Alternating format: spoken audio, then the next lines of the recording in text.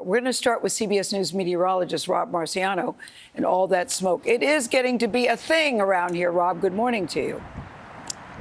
Yeah, very much so, Gayle. Good morning to you. It's tough here in New York, but we're far from the worst of it here. We see a lot of people walking around with these. Good to have handy when the smoke gets real bad. Nearly 100 million Americans are being impacted by this smoke, and air quality alerts across at least 14 states.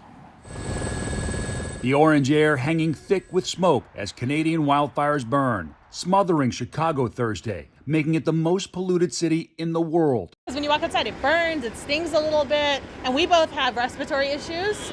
My eyes are literally getting misty and it's drying out my contacts. It's almost like smoking cigarettes all day. All beaches and outdoor pools were closed just north of downtown Chicago. This is very serious.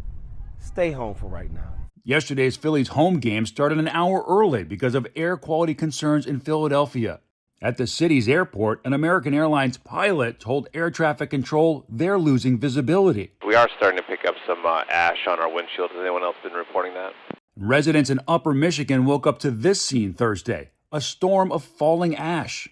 Health officials say the heat dome helping fuel the fires can also act as a lid, trapping smoke closer to the ground where we breathe it in.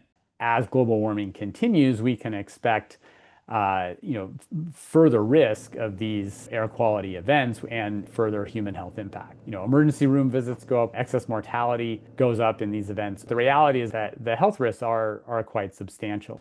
And air quality is a concern ahead of Sunday's World Cup final between Spain and Argentina at New Jersey Stadium, where more than 80,000 fans are expected to attend.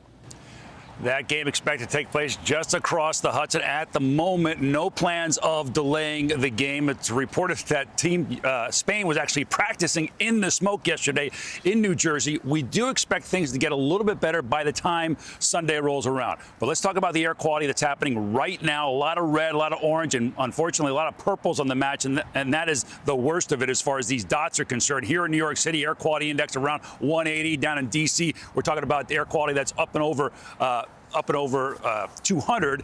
Detroit and Chicago, we're talking about up and over 300. That's where it's downright dangerous. Here's our high resolution smoke model. You see it kind of shifts down to the south, more towards Philly, Baltimore, D.C. today, Pittsburgh, and stays in Detroit. And then as we go through tomorrow, we've got a front that's coming through. That may actually throw a little bit of rain over the fire. Not going to knock them out, but that does push some of the smoke offshore by the time we get to Sunday.